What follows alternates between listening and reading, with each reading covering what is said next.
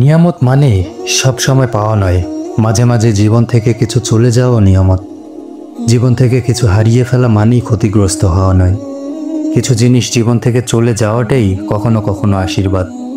জীবন থেকে কেউ হারিয়ে যাওয়া মানেই শূন্যতা নয়, মাঝে মাঝে হারানোর মাঝেই থাকে প্রাপ্তির পূর্ণতা।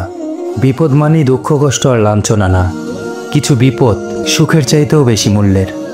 এভাবেই আমাদের জীবনে প্রতিনিয়ত বিভিন্ন ছোটোখাটো ট্র্যাজেডি ঘটে। হারানোর বেদনা আসে, অপ্রাপ্তির দুঃখ আমাদের মন ভারাক্রান্ত করে। আমরা হতাশ হই, ভেঙে পড়ি, মন আমাদের ছোট হয়ে যায়। অথচ আমরা জানি না কোন জিনিস আমাদের জন্য কল্যাণকর আর কোনটা অকল্যাণকর। যিনি আমাদের সৃষ্টি করেছেন, আমাদের জন্মেরও কয়েক হাজার বছর আগে আমাদের তাকদির যিনি লিখে রেখেছেন, তিনি জানেন আমাদের কোন জিনিসে ভালো হবে আর কোন জিনিসে মন্দ হবে।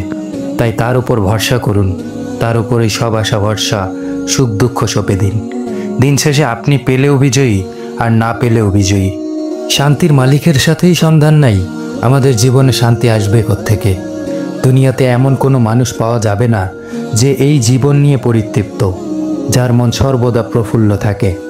প্রতিটি মানুষই জীবনের বিভিন্ন দিক থেকে ডিপ্রেশন ফেস করছে, অনেকে নীরবে চোখের পানি ঝরাচ্ছে। সকল মানুষের মাঝে এমন একটা শ্রেণী আছে যারা দুনিয়ার বিভিন্ন না পাওয়ার বেদনার মাঝেও অন্তরে এক প্রকার প্রশান্তি নিয়ে জীবন কাটাচ্ছে। তারা কারা? যারা আল্লাহর আনুগত্যে দিনাতিপাত করছে, সর্বাবস্থায় সবরের উপর অটল থাকছে এবং আখিরাতে উত্তম বিনয়ের প্রত্যাশায় রয়েছে। হাদিসে কুদসিতে আল্লাহ সুবহানাহু ওয়া তাআলা বলেন, হে আদম সন্তান, আমার ইবাদতের জন্য তুমি অন্যান্য কাজ হতে অবসর হও এবং ইবাদতে মন দাও, তাহলে আমি তোমার অন্তরকে প্রাচুর্য দিয়ে ভরে দেব এবং তোমার দারিদ্র্য ঘুচিয়ে দেব। আর যদি তা না করো, তবে তোমার হাতকে ব্যস্ততায় ভরে দেব এবং তোমার অভাব কখনোই দূর করব না। তিরমিজি শরীফ, হাদিস নম্বর 2654। রাসূলুল্লাহ সাল্লাল্লাহু আলাইহি ওয়াসাল্লাম বলেন, যার জীবনের চিন্তা লক্ষ্য হবে আখিরাত, আল্লাহ তার অন্তরকে সচ্ছলতা দিবেন, তার কর্মকাণ্ড গুছিয়ে দিবেন এবং দুনিয়ার নেয়ামত অনুগত ও বাধ্য হয়ে তার নিকট আসবে।